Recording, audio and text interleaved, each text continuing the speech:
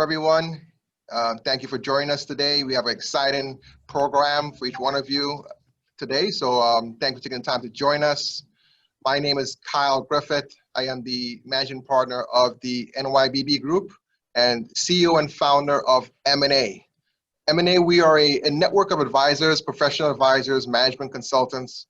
We help companies take their business to the next level. We help them from inception to close.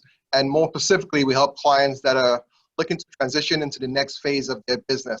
So that comprises of exit planning services, helping them prepare their business for a sale.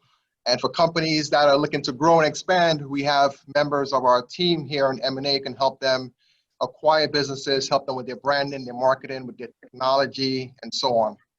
Speaking about technology, we try to bring some educational forums. We want to educate CEOs, professionals about how they can help grow their business, prepare their business when it comes to technology infrastructure. So I'm not a big tech whiz, so why not introduce you to some folks here that part of our committee that would give some insight as far as what we have together for you today as far as the programming goes. The topic for today is we have a deal. We have two CEOs that are exceptional people, outstanding backgrounds, have been through a transaction, non-related. One has been involved in the acquisition of a company, whereas the other one was in the process of selling their company. So here at M&A, we have about 32 companies that help clients in different range of services. And what I'm going to do, I have the distinct honor to introduce one of our chairmen, who's actually the chair of our education committee, who's responsible for putting this all together. Ken Pichel with Dynamic Business Consultants.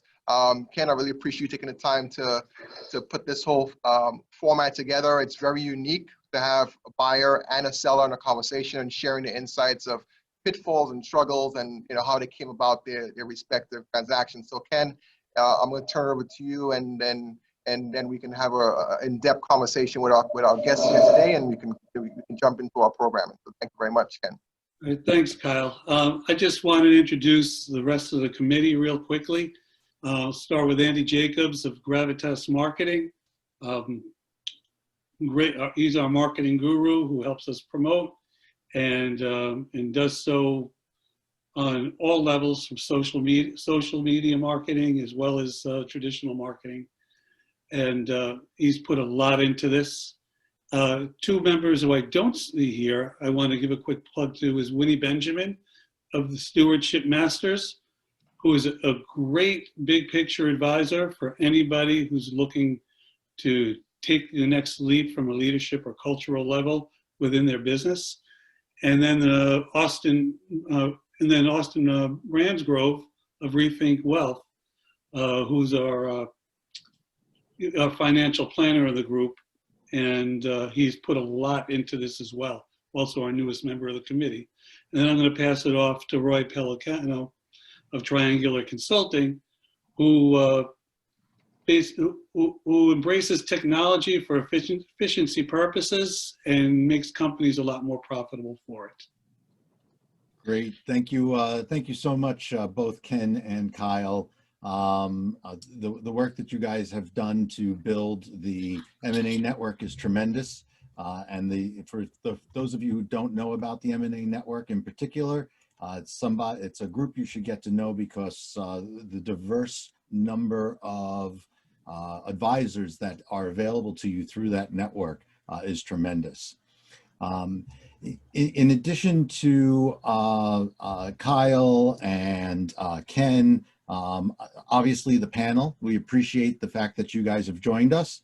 And just so that you guys know, as is my role of moderator, I am taking care of everybody. I have brought my chopsticks in case we happen to run into a situation where there's a fly in the room.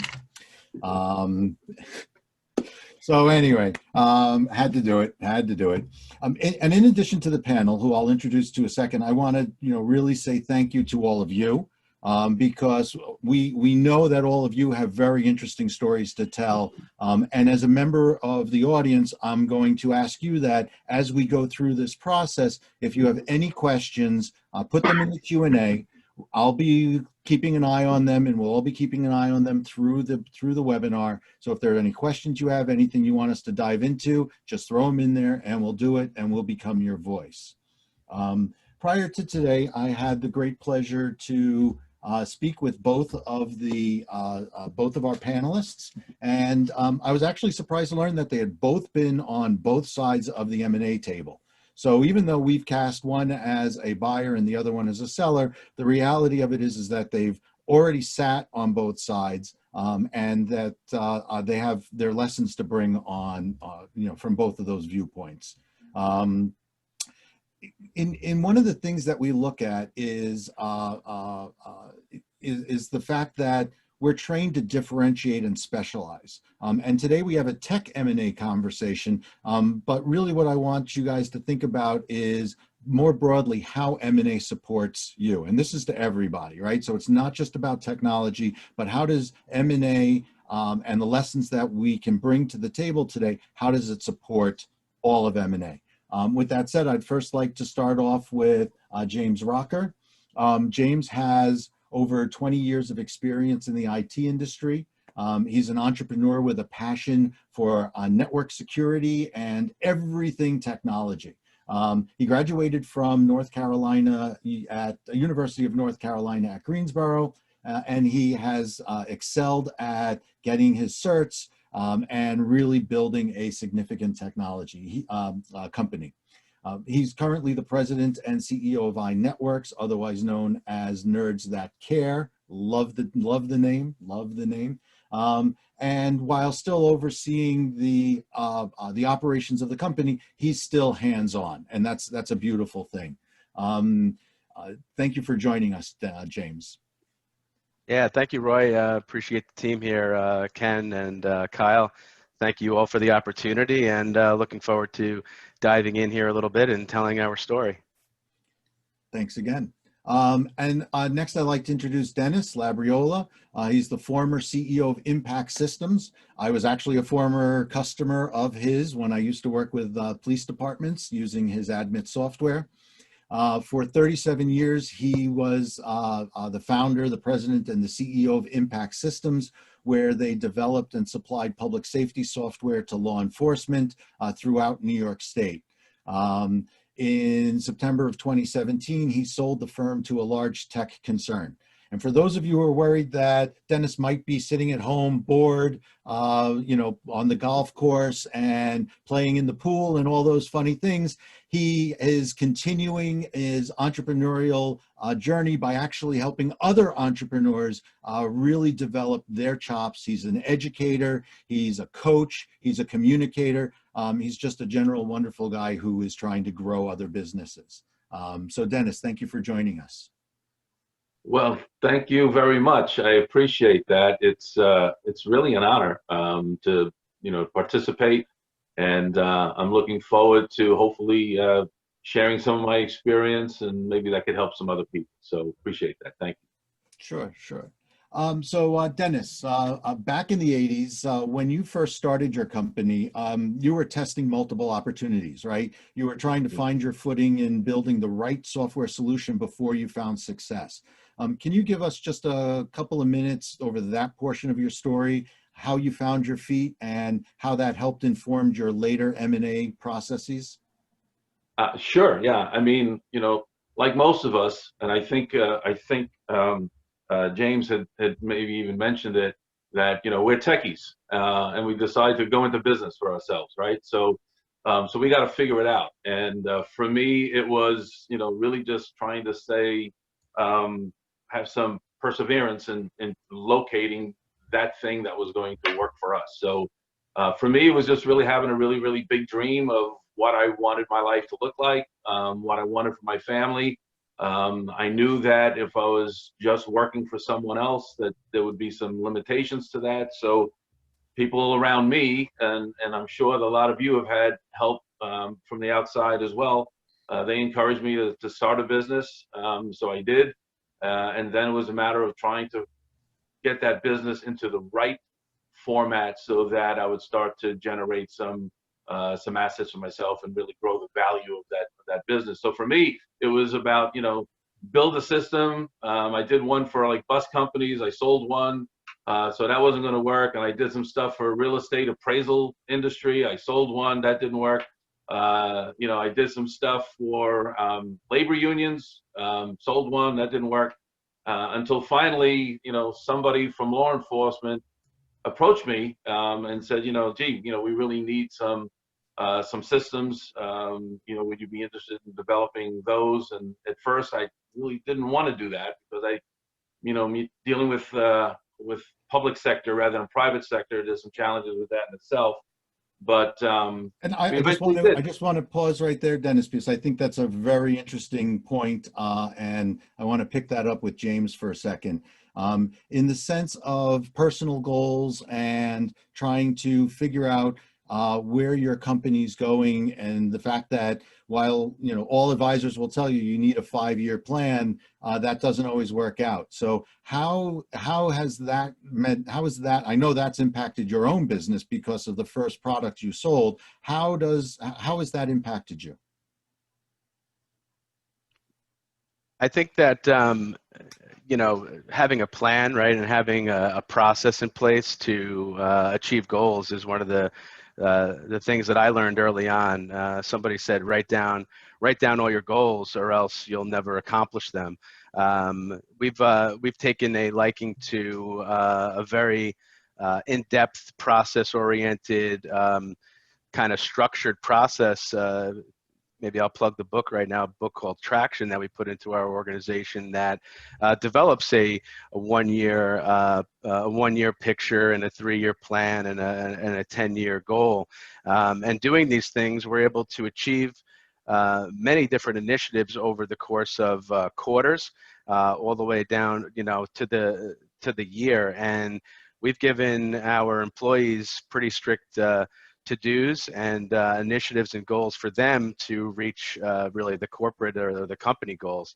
And I'll tell you, we've got some pretty large goals. So if you're not setting goals or you're not discussing these things with your company, it's definitely something to put on your to-do list right away, because I'll tell you, when we started doing these things, it's changed the company almost overnight in many different aspects of growth and culture, and just the balance between personal life and business life is so important, especially like you said before, we're techies, so we're very easy to get wrapped up into the weeds or that shiny object, and we go chasing it. So keeping these goals concrete for not only for yourself as a CEO, but for your managers, your directors, your employees themselves, I think is something that really has moved our business forward. That's great. Thank you. Thank you. By the way, for those of you who are not familiar with the book Traction, it's by Gino Wickman, and you can find that in Amazon very easily. And there's some great tools in there to help you really drive your business. Awesome book. I've read it. We actually have met with a implementer as well. So it's an awesome process. I highly recommend it. Yeah, and just in general, I mean, I worked with a $35 million company that used it, and they've actually grown themselves to 50 as a result of that in implementing those tools. So it's definitely valuable. Ken, I think you were going to say something? Oh, I said I have a copy on my night table. Yeah. Love it. That's awesome. That's awesome. So those processes are critical, or maybe I just hear that because I'm a process person and from an IT standpoint, I'm focused on that. But I know, Dennis, when we were talking, process was important for you in how you position the company. So is there anything that you want to add specifically about process and how you leverage that, either buying or selling in order to support your M&A? Well, I fully agree with James. I think that process is vitally important. What we did, and the Traction book is a great book. Read that, use that. Also, another book, to give you another plug, is E-Myth by Michael Gerber. And he's all about preparing your business to sell one day. And I took that literally very early on and started building systems with the idea that if someone were to come in and wanted to run my company the way that I was running it, that I wanted to give them all the systems necessary, and not just from the technology side, but whether it was, our hiring practices, our customer support practices, what our infrastructure was like, pretty much everything we systematized, and we created standard operating procedures for pretty much everything in the company. It was a great way to run the company because as I brought in new employees, I basically, hey, these are the standard operating procedures for the job you have.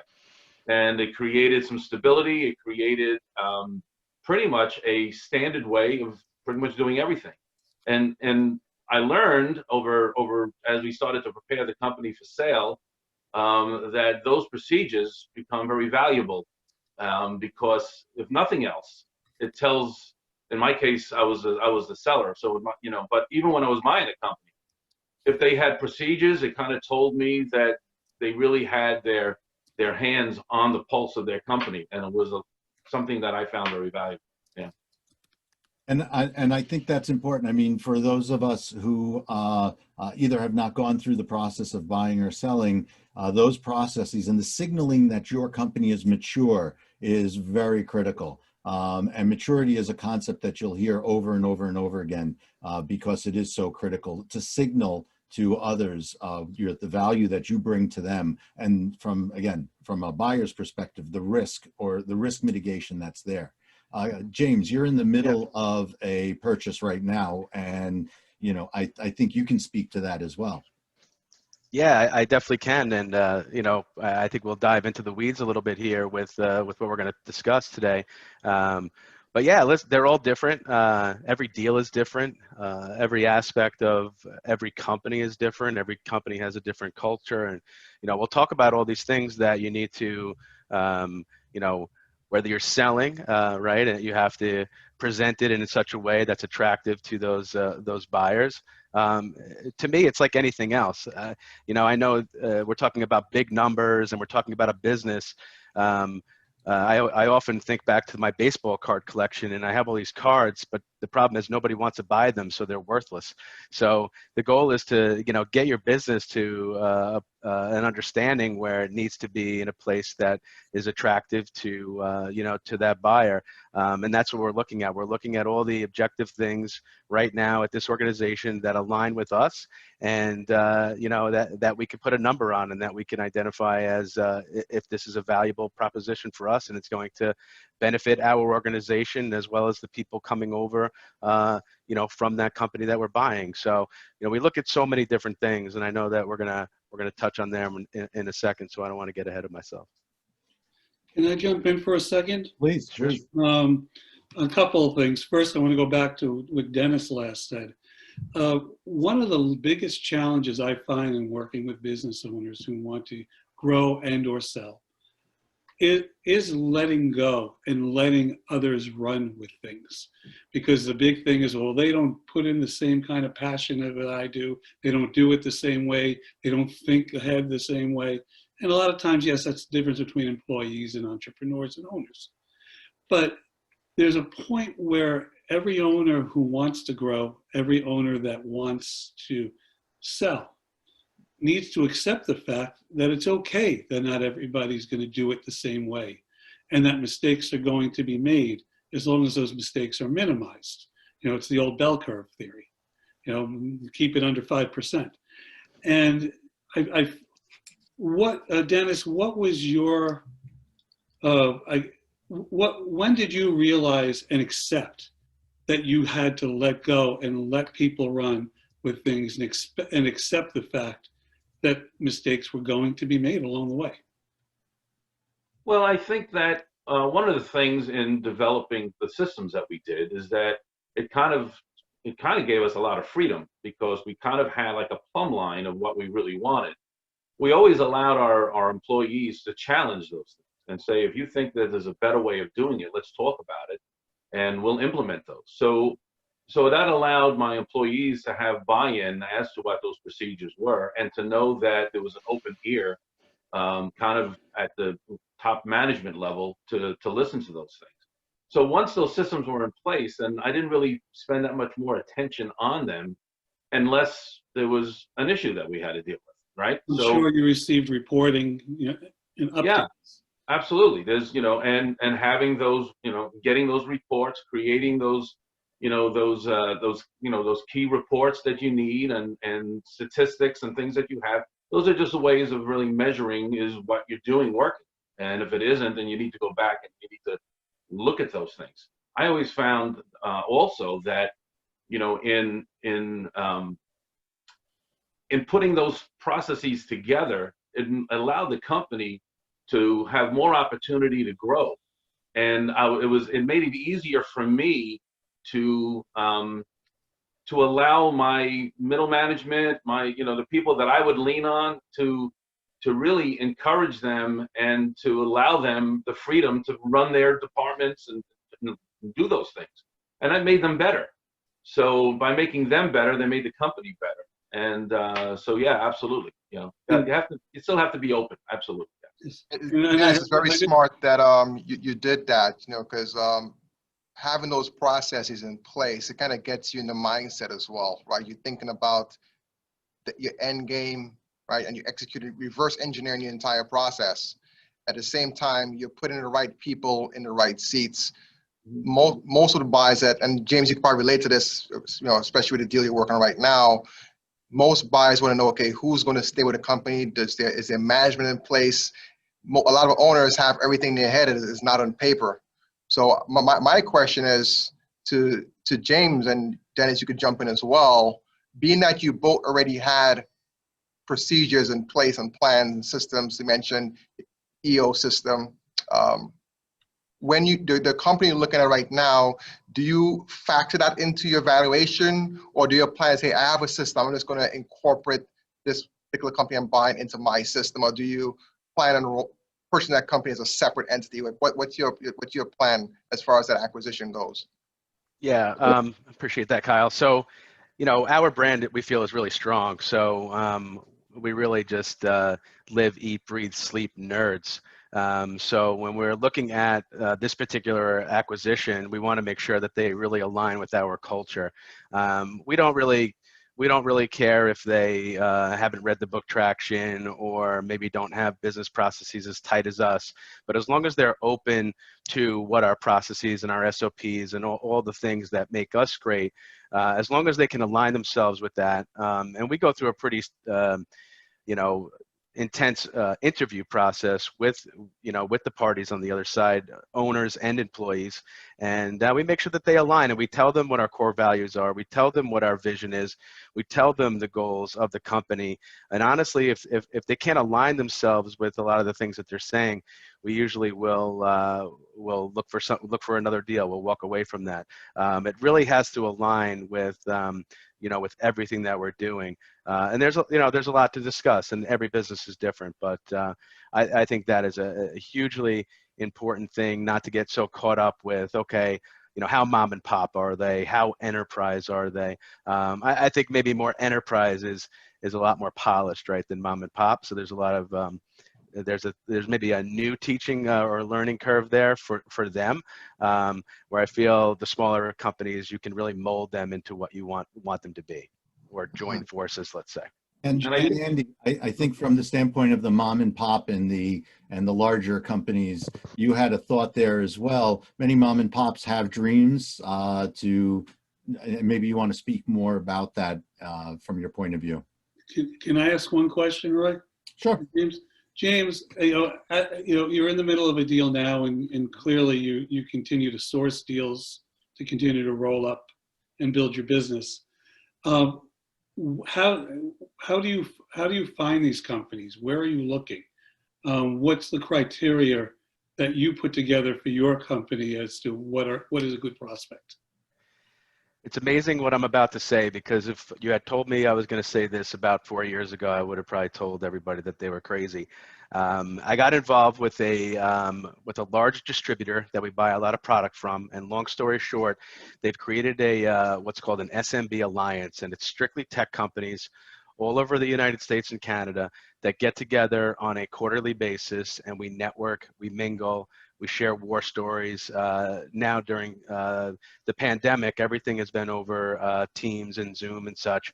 But as back as early as really 2017 was my first attended event. And since that time in 2017 up to today, the business has changed so much. It's grown so much. And just having the ability to mingle with your really direct competitors, and then being so open to so many conversations. I've met, you know, on a scale of 1 to 100, I've met the guy that's a 1, and I've met the guy that's 100, and however you want to kind of perceive that, right? Some want to sell, some have big goals, some are happy where they are, some are younger than me, some are a lot older than me, some are creating their exit strategy now. So having a peer group, I guess you can call it, it's probably a lot more than that, having interactions with all these people and not only becoming really, really friendly with them, has really changed a lot of things. And it's where I do have a lot of conversations about, and where I find a lot of these different businesses that are looking to either buy or sell or merge. So I implore people to try to figure out what is out there that you don't even know about, right? We say you don't know what you don't know. And a lot of people don't know that there are organizations out there like this where it's all friendly competition. And sure, I'll never forget being out in Vegas and I meet a guy, of course, he runs an IT company out of Long Island, and let alone, we never heard of each other. And then to finally figure out that we lived in the same town about a few blocks away and didn't know each other was absolutely mind-blowing to me. We're still friends to this day. He's acquiring companies as well, and we're just sharing war stories, and a lot of great, super valuable conversations have been coming out of this organization for us for the past 3 years. So I can't speak enough good things about it. So look into your avenues, into your niches, what's out there. Talk to some of your competitors. They might not want to give you the secret sauce, but you'll be surprised what they actually want to talk to you about. It was mind-blowing for me, to be honest. That's great, James. Thank you. Andy, I don't know if you still want to make that point you were going to make before. Well, no. What I was going to mention, and it kind of piggybacks off of what James and Dennis were saying, is that, you know, when there's a buyer sells situation, at least in my experience, people are looking to buy a book of business. They're also looking to buy management. Sometimes management wants to walk away, and I know, Dennis, we've had that conversation many times over the years. So the more procedures and process you have in place allows that to happen for those situations. The other thing I want to make mention is the concept of rich versus king.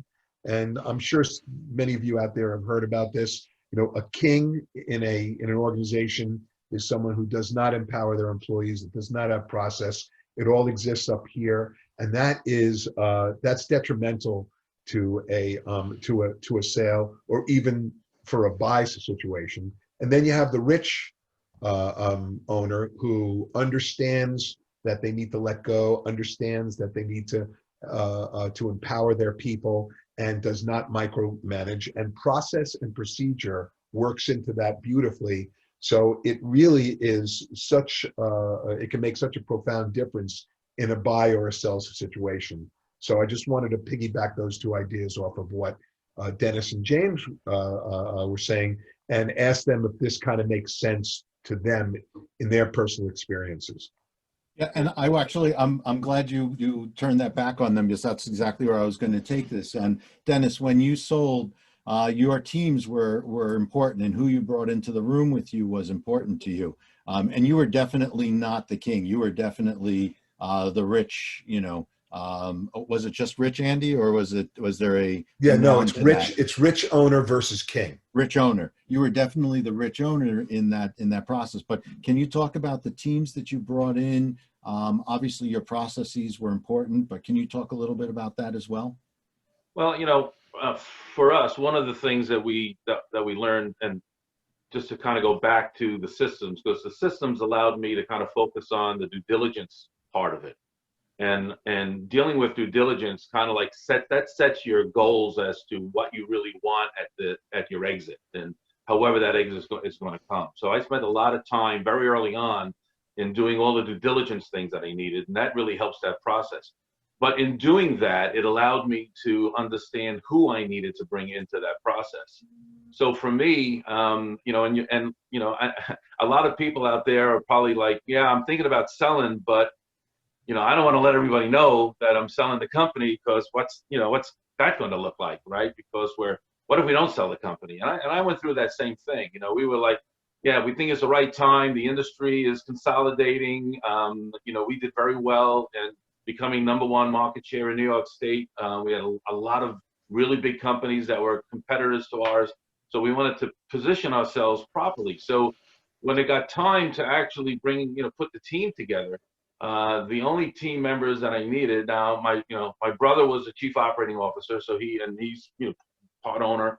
So all of the ownership, because the privately held company, all the ownership was obviously aware.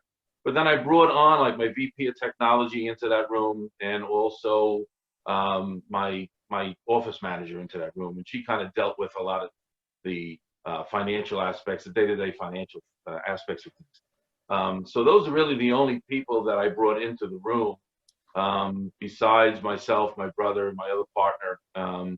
And then we had our outside resources, right? We had a really good M&A firm that understood our market, that understood what we were all about, that they were properly fit for us, because a lot of M&A firms, if you're not doing $100 million, they're like, well, that's not what you're looking to do. Well, I wasn't doing $100 million. So I needed to find an M&A firm that understood who we were as a company and was willing to work with us. And also my legal community, my legal counsel, to make sure that they understood and they had done buys and acquisitions and sells before. So I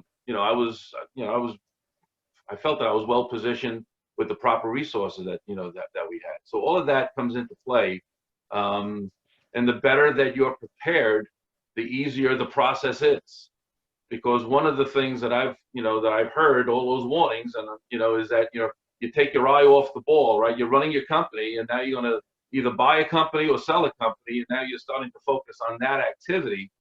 And number one, by having the systems in place, it allows you to not worry about the running of the company so much. And for me, my brother handled all the operations, and I was focused on on the sale, or when we were doing acquisitions, on the acquisition side. So to piggyback on what you just said, and also to bring up what one of our committee members, Winnie, put into the chat, is that you can almost say that because of all your processes and procedures that you had developed over time, in that room that you had, part of your team was every single employee who had helped build the company and build those processes and procedures. So because of your processes and procedures, you were able to bring all of that into the room without having to necessarily include those people.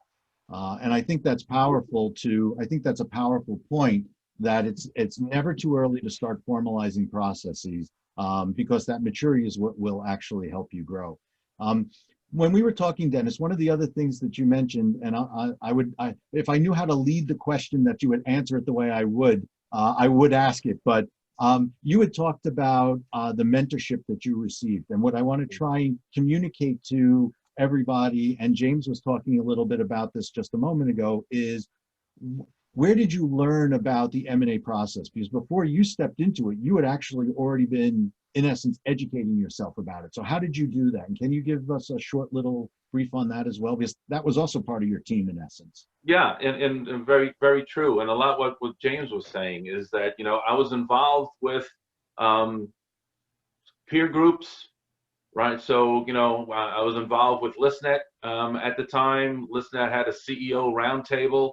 Matter of fact, I think that's where I met Andy like 20 years ago. But I also met because we would bring in, look, when you're dealing with relatively small questions, the biggest challenge is what's our evaluation? How are we evaluating our company? And, and a lot of us, we think that we're really, really valuable, but there's a reality to that, and we have to come into what that reality is. So, so having that as part of my process, One of the gentlemen that were part of that group at the time was Tyler Roy, which a lot of you know. He went through a process. I actually got my due diligence list from him probably 15 years before I decided to sell. So when I started filling out my due diligence list, what's on that, so make sure all your contracts are in place, make sure you have employee agreements in place, make sure that you have all of your financial records set up properly. All of this stuff is so important. And what I learned is that when some of the people that I was listening to were selling their company or even buying companies, that they spent so much time trying to respond to those kinds of requests, but they weren't fully prepared. So one of the things for me, by being really, really prepared, is when the buyer said, well, can we have a list of clients by revenue? Well, I had that. Can I have, do you have one for, length of service, or, whatever it was? And, having all of those things and be able to put it into their data room made my life a lot easier. And I was able to focus more on what's going on with my company, because I wanted to make sure the company was still growing. Because what if we didn't sell? I mean, if we ended up that we didn't get a deal done, which happens a lot, I still have a company to run. So, so we wanted to make sure that, and all those things I learned from other people, whether it be through, different peer organizations. I know there's lots of them out there, but even talking with some people that, were even, competitors, and having that part of access to those experiences were all important. Yeah, all important. That's awesome, Dennis. Thank you. Thank you. So James, you had already started to talk about, the larger network and the assistance that provides you and the opportunities that it provides you.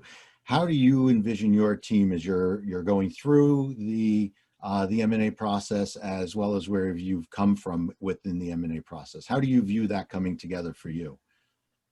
I always say I want to be the dumbest smart guy in the room.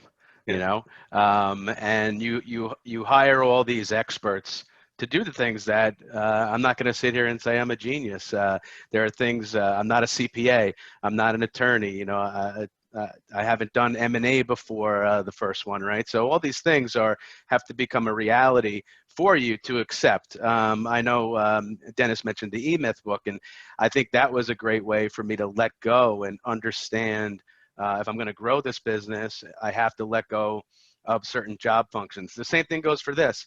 Let the proper mentors do the diligence for you. Let your CPA or an outside counsel, work up valuation conversations and different things that need to be discussed. And just like Dennis said, I think we have this. We have this number in our head that we think we're going to get for our company, and it's just, man, you're sorely mistaken most of the time, right? And I always find that when we're, I'm really focused on buying right now, and there's really a misconception about what I think the business is worth versus what the owner of that business thinks it's worth. And it's interesting because they have to really align very, very closely. Because if I think your business is worth $1 million and you think it's worth $3 million, well, we're probably not going to have a deal. It's just how it's going to be. So, to answer your question, it's getting your team set up, interviewing your people, bringing in people that you can trust. I'm very lucky. I have someone close to me that sold their software business a few years ago, for a nice sum. And I look to that individual to guide me not only in business, but in all conversations and aspects of things. So, I promise you they're out there. I didn't know that individual was so closely attached, to my sphere of influence. And again, I'm a networker, so you got to get out there. You got to, like Andy, you got to have a little bit of a gift of gab. You got to get out there. You got to meet people. You got to talk to strangers. I know our mothers told us not to talk to strangers, but you got to go out and do it. You got to make yourself available. It's a doors open, doors closed thing. And I'll tell you one thing I want to add is that when I really started my business, before that, I should say, there were no open doors. There was even an open door in front of me, and I was never presented the open door. But But the second I really quit my job and started my business is when all these doors started opening. It was really remarkable. And the same thing goes for this. You just have to have an open mind. You have to be willing to accept it all in and really just take those risks. I'm a risk taker. I think that maybe most people in business are risk takers. And that's the hardest thing for some people to actually do. So take some risks, take some chances, get a good team together. You can't do it yourself. And that's great that you have your brother Dennis, because I have my brother also, who was an integral part of running a lot of operations for our company. So it's about people you trust, and it's about those team members that I can't stress enough. Again, be that dumbest smart guy in the room. I love that statement, even though none of us are actually dumb. So, And Roy, and mind that's if I jump in here for a second? yeah, please, please. So one thing I'm hearing consistent between Dennis and James is having a team, right? I'm also hearing consistency in collaborating with your peers, knowing what's happening in their business and sharing insights and so on. I'm also hearing that you got mentoring and coaching, right? You trust in advice of having solid professionals, and then educating yourself as well on processes and what that's all about. Now, it's funny, everyone knows that, right? Everyone knows what they need to do. No one does it. And we all are victim of it too. We know our business so well. No one could tell me how much my business is worth. I've been doing this business for 30 years, right? I know this business inside out. I know what it's worth. No one can educate me on that. So a lot of business owners are stuck in their own bubble, so to speak. They don't know what's happening outside of that bubble, and that's the challenge. So my question for you both is, at some point it's going to click. And what I've seen in my practice with clients, it usually clicks when there is a grandchild, right? Or when last time I picked up a golf club or went fishing, And in a lot of cases when it's unfortunately, you physically cannot do it anymore. You're burnt out, or there may be some health challenges. So you know what? I care more about my lifestyle, my family than the business. Let me start preparing this business for an exit, focusing on myself, my family. However, at that point, it may be too late. You may be so out of it that you can't really get things going again, have the energy to ramp things up in your business. My question for you, for both of you, and also Dennis, at what point did it click for you that, hey, I need to, you mentioned 15 years ago you started planning. Was it really 15 years ago? At what point do you really say, hey, I need to really start preparing my business for that eventual exit or transition? Well, for me, it was 15 years ago. I probably thought about it before that, because it was obvious. It was obvious to me. I mean, again, when I was building my business, the whole idea of building a business was to generate a financial asset for myself and my family, because I knew that I was going to exit one day. I didn't know, maybe my kids wanted to run the company, maybe, something else would happen. Maybe my brother wanted to take over. He's a little younger than I. So, but I knew that at some point that was going to be how I cashed out. So I always planned on that, and it was always part of the plan. So when I found out that, listen, at the end of the day, by having everything in order, by having all the due diligence reports done, by having, and there's always things that you think you have it and they ask you and you're not prepared. So for me, I started 15 years ago. I don't think if I were to give some advice, if you have any thought of selling your business sometime in the future, start today to prepare it, because if nothing else, it's going to make your business better. We realized what we wanted, what we thought our company was worth by going through this process. And we also talked to people outside of our company to say, what do you think we're worth? And there was a chasm there. I mean, it was huge, right? So now my focus became, how do I close that gap? How do I get as close to my number as I possibly can? And you also have to remember that, when you're selling your company, the value is in the eye of the beholder. So, I know that, James, when you're looking at a company, it's like, what is this company going to do for the value of what your enterprise already is? Right. And if they want more than that and it doesn't make sense, it's not going to happen. So we have to realize that, right? So for me, it was, I shifted probably about 1990 into just being a software development shop to really being a system where I was going to generate recurring revenue, because I learned over time that recurring revenue has more value than just the day-to-day. If it's all about sales, then what kind of multiple am I going to get? but if I have recurring revenue, then I can probably get a higher multiple. And that's really what I was looking to do. So I learned that from listening to other people. You know, again, I was the dumbest person in the room. I'm probably still the dumbest person in the room, but I think my understanding of that makes me smart. So. And I think you're 100% correct on that. I really do. I really do. James, I'm sure you have something you want to add there. I do want to start to talk about, and Dennis leads into it, lessons learned, pitfalls that you might have seen, things that you would repeat again. We had a question from a attendee who's actually also one of the Eminae Network advisors, John Kim. You know, what's the main reason for success? And what are some of the things that if you could do it over again, you would? Obviously, what are some of the things that you wouldn't do? What were the lessons learned? So let's try and end this up, if we can, on what people should or shouldn't do moving forward. Yeah, so we did an acquisition as early back as 2008. And during that acquisition, I decided that it was a good idea, which it wasn't, to give a piece of equity stake to the owner of the company that I was buying. And looking back at it, it might have been the right decision at the time, but moving forward, we ended up buying that individual out and taking back 100% ownership of the company. So when you kind of look back at it, it wasn't necessarily the right thing to do. I often find times, and more so with smaller organizations, and at least in the tech space, because of all the mingling that I do, I hear that people are trying to merge and okay, I'll be 50%, you be 50%. A lot of that is done for the wrong reason. So really iron out what the reasons are, on why you want to get to those goals and what you want your company to look like.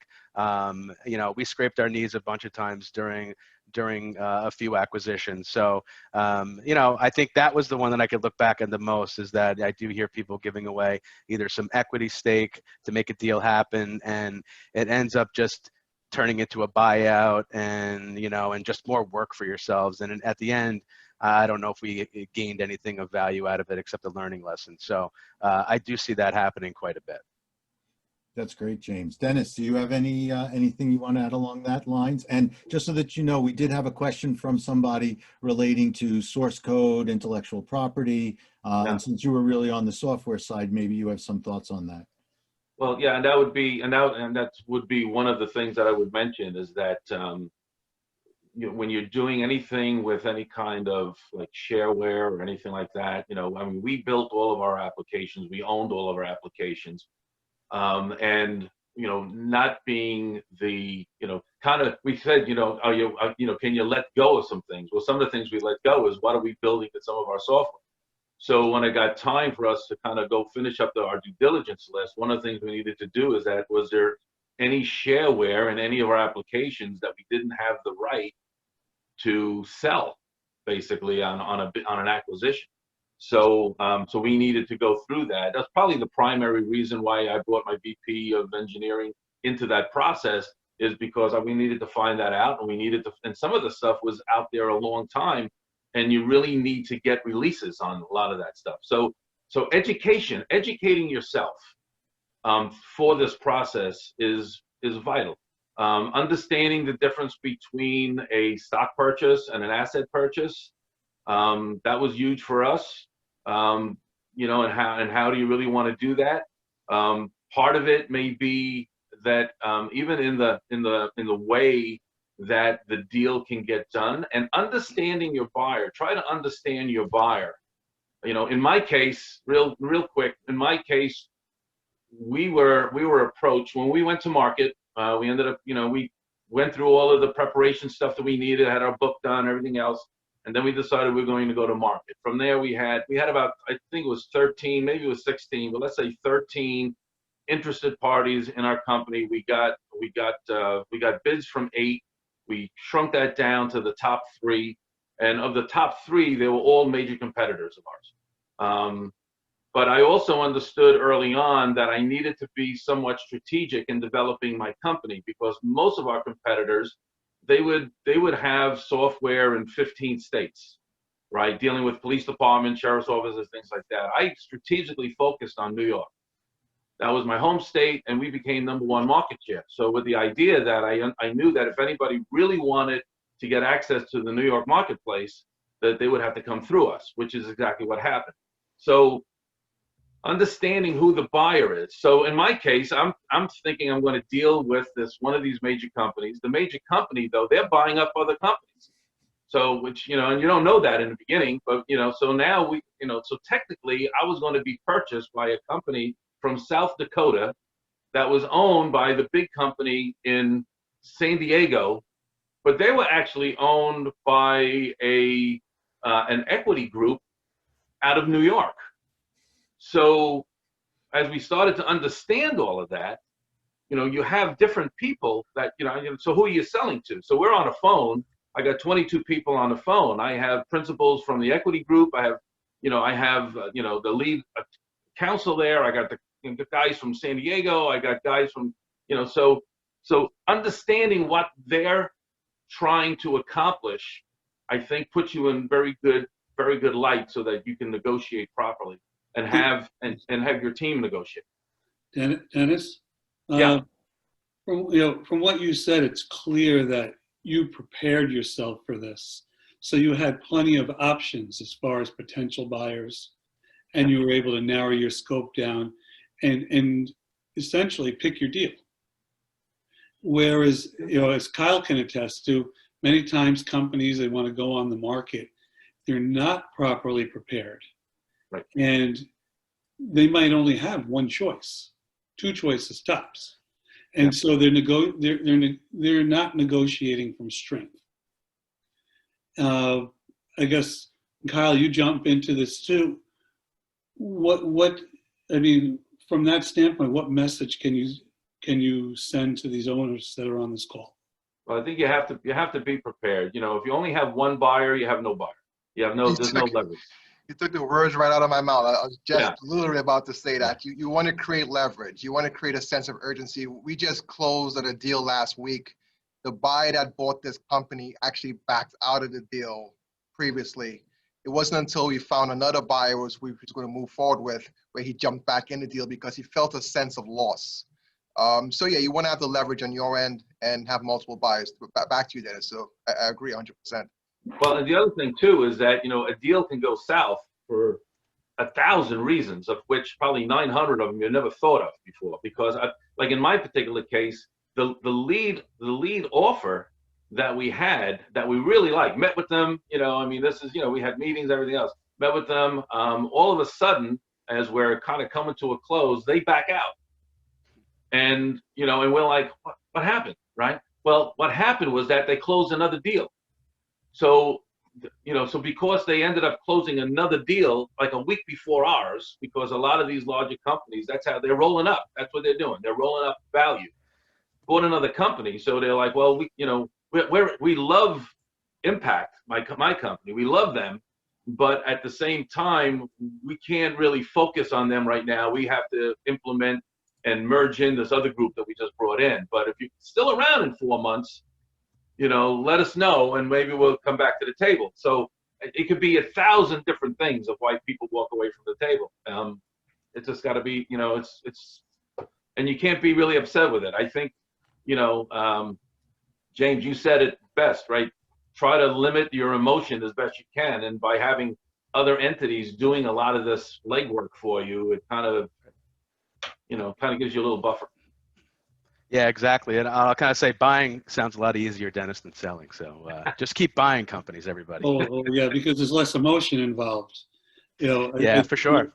Business owners, it's very hard when they're on the sell side to separate their emotional attachment to that business and just what is good business. Oh, it's their baby. Yeah, we got halfway through one, and the guy said, what do you think about making me a part owner? 65% into the deal, and it's just like, whoa, like that needed to be the first conversation that you bring up, not 65% away through our deal. Of course, we talked them off that ledge, but it's going to happen. You're right. You're attached to this. It's your blood, sweat, and tears that you put into everything. I see that we have some questions in there. I don't know if we want to address them, Roy. Yeah, I'm quickly scrolling through them, see if I can come up with something for, like a quick, so whoever wants to take it. Nancy Vargas indicates that she's interested in knowing at what point does she start a conversation with a competitor where they might find an opportunity to join forces or acquire their book of business in this very uncertain time. And, right away. Tomorrow, have lunch with that person. Be open. Tell them what your goals are. Tell them what your objectives are. Don't let anything. Get it all out there. Just lay it all out, and if it aligns, great. I think everything happens for a reason. So start today, just like Dennis said on the flip side. Agreed. Another question that we had was, much of what we've talked about today applies to everything. So is there anything specific to tech that you guys can think of? We also talked a little bit about the open source or licensing, but that also applies to most businesses. Is there anything specific to a tech purchase or a tech sale that you can think of that we haven't already sort of touched on today? I think culture is number one for us.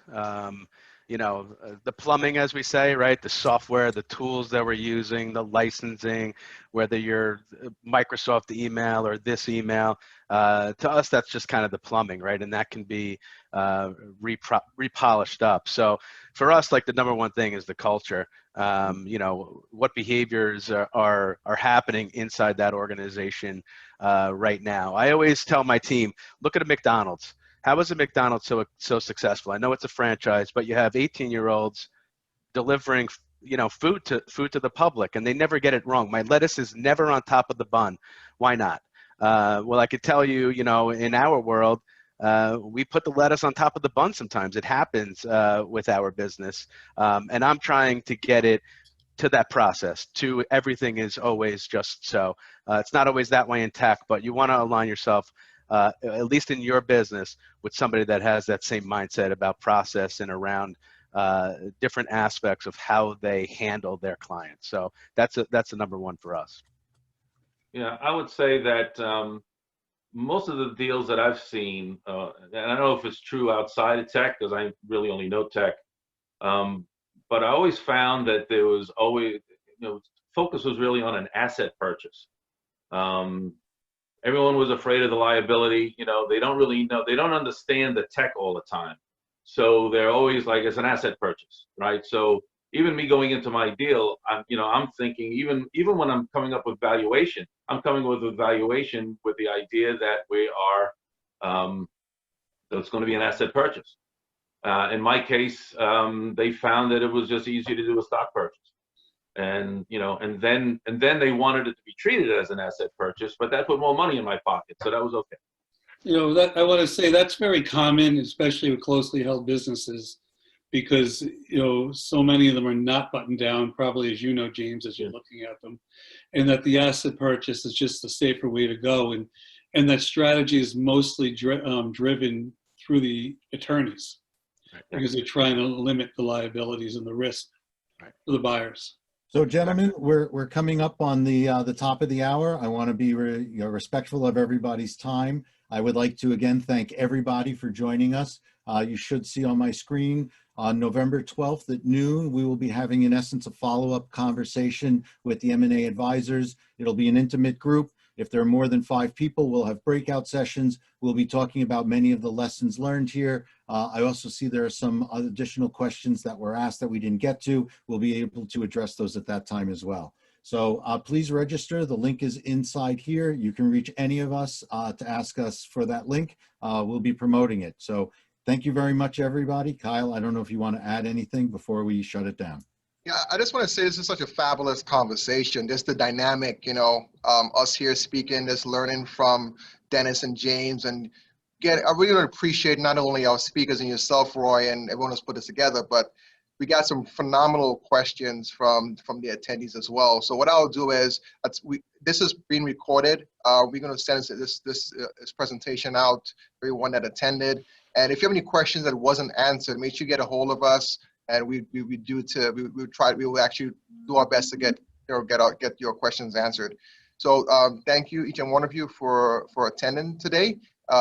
One quick plug on M&A. We do these in a round table session. If you'd like to join us at a coming round table, we can roll up our sleeves and get more in the details and in the weeds, so to speak, in these conversations. Reach out to one of us on the team here, and be sure to send you out an invite. We have our roundtable sessions twice a month. That's with the M&A network. Thank you all. Be safe, be COVID-free, and James, good luck in your transaction. And Thank you, everybody. Dennis, you know, enjoy your semi-retirement. I know you get a lot going on, even though you have since sold your company.